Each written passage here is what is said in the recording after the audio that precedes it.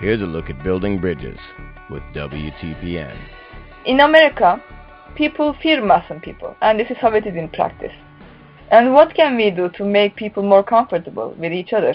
I mean, we're trying to achieve this in grassroots level, but what do you think a government should do to achieve this?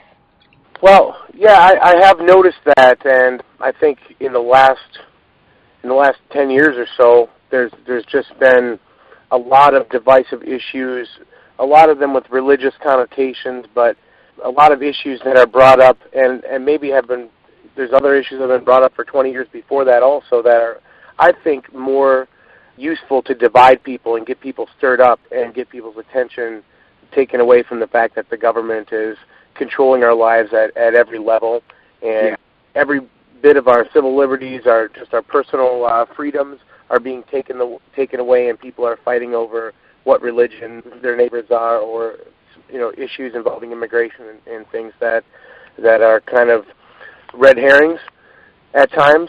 But I don't think that the government, as you said, you believe in a secular government.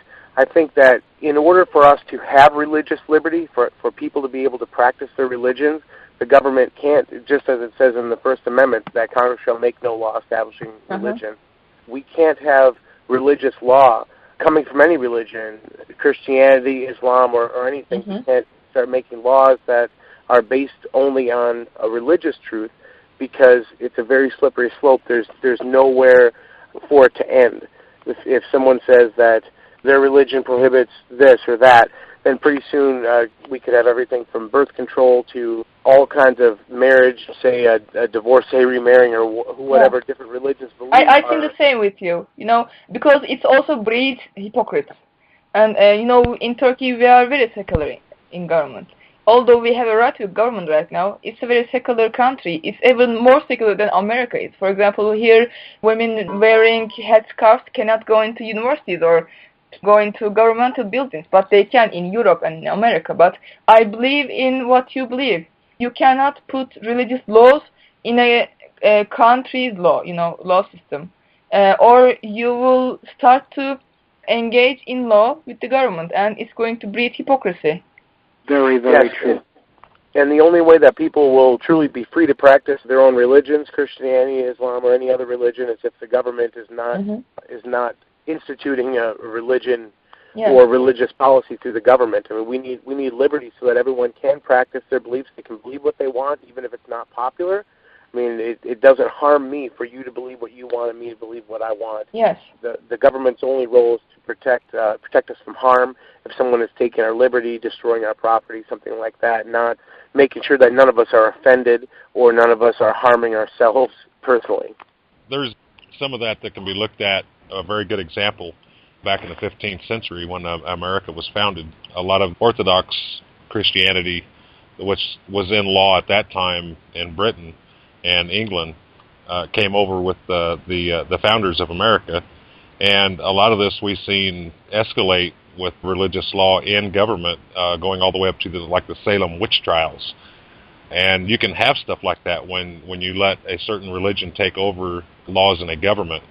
So I think it's very important myself that we do have protection of religious freedom for people to practice the religion they want and freedom. And like you said, most religions are not infringing on anybody else. It's just an emotional thing that people get attached with, that they think, well, they're practicing something I don't believe in. I don't think they ought to do that. Well, that's a personal opinion, and I think part of that needs to be education here on our part in the U.S., and the other part of that is that everybody should enjoy religious freedom, and not just religious freedom. I mean, if they don't want to practice any religion at all, that's their right. Of course. And because and as Ceylan will tell you, in any religion there cannot be any compulsion, or it's not a true religion. So I agree that religion has religious law for any one denomination or for any one religion has no room in a government policy. Okay, so do you, getting away from religion a little bit, Paul, do you see a Marxist inclination or a tendency in America's existing governmental structure?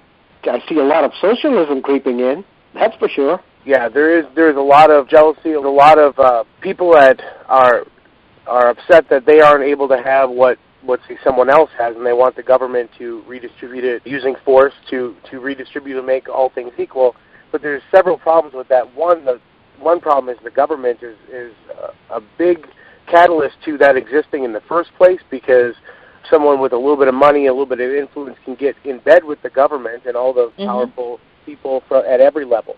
I mean, it could be to have a little bit of money or power or political clout that they can influence the mayor, their city council, their county commissioner, their state legislators, and all the way up the ladder. And because we give the government more and more and more power to be able, and people want the government to have more power because they think the government can be powerful enough that they can regulate and tax everyone into equality.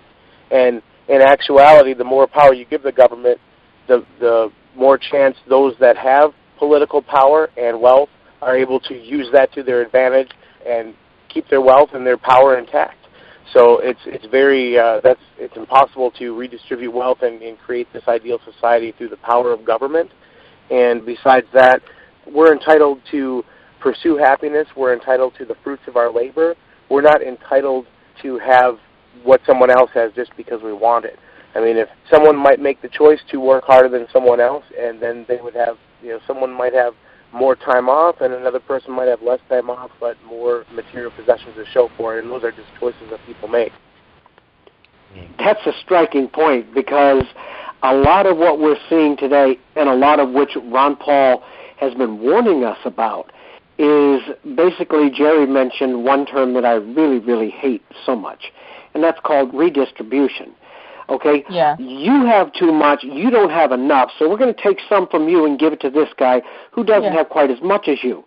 And basically what you do is you set a precedent there whereby I don't have to work as hard, but I know the government's going to take it from the guy who worked twice as hard, so that I get a level that's not quite on par with him, but a whole lot closer. So what that breeds is mediocrity. What that does is that takes away from what made this country great in the first place. This country was built on people striving, on people realizing if they worked hard and they had great ideas, they could get ahead, and they could do better than their neighbor or better than the guy down the street because they were willing to do a lot more.